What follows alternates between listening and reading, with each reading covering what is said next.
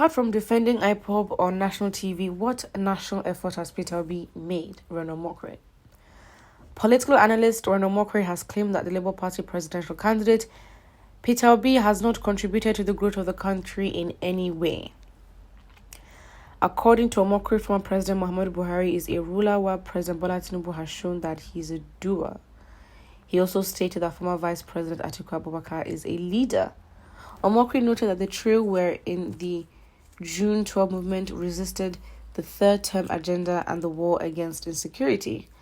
He, however, claimed that Obi, unlike the others, has not made any nationalistic or patriotic contribution towards the nation. He wrote, whether for good or bad, General Buhari, Waziri Atiku Abubakar, Bola Tinubu were all involved in June 12, resisting Abacha, birthing this Fourth Republic, resisting the third term agenda, fighting the Yar'Adua cabal, the war against terror and insecurity, and also excuse me? Did this individual have the audacity to mention NSAS? Oh my days. I think it's just Omokri, it's been a very, would I say, it's a fast decline to his, when I say decline, well, for those that are normal thinking, it's a decline of himself and his reputation. I mean, he's literally just gone under. And this is just disappointing after disappointing comments after disappointing comments, and it's very shameful. And for those who can think, it's quite disappointing to see where Omokri was and where he is now, and the comments he's making. And I think it's like, let's just say the truth for what it is. I don't understand why you're coming for Peter Obi like as if the man and his party are not in court right now, first of all. And secondly, if you want to talk about June 12 and this trio of Atiku Abubakar, Buhari and Tinubu that you've mentioned, and you look at their history in the Nigerian state, it's the actual audacity. It's like you're defending individuals that have been in the game for so long, and if they've been in the game for that long, how come things are still the way they are? Because at this point, they were literally there when Nigeria was birthed, and they're here now. And what, we're looking at how many years? Over 50 years of awareness and contribution. I mean, wasn't Tinubu exiled? Not exiled, but wasn't he, what's the word? I forgot. Didn't he run away at some point? Right? Like, the rumors, I mean, it's like, I don't understand. And so you have someone like Omokri, talking about this. It's like, it's quite provocative anyways. But as I said, the approach will be a bird's eye view approach. We're not going to talk about it and say, how can Omokri say this? I mean, to be honest, as an individual, analyzing Omokri and, he stands where he stands as a political analyst, we can definitely see that we've seen over the year or two that he's literally taken a 360. He's a complete turnaround. He's literally just on the other side from where he used to be. And so making comments like NSAS, my reaction to when he said NSAS, I was like, what? Excuse me? That is the aim, to provoke you to be like, oh my days, no, how can he say that? But here we are bigger than that. We don't just engage, react in a reactive way. We don't just give our emotions to these individuals who are part of a game and who are, are literally used by the media to create narratives and all that. You know what I mean?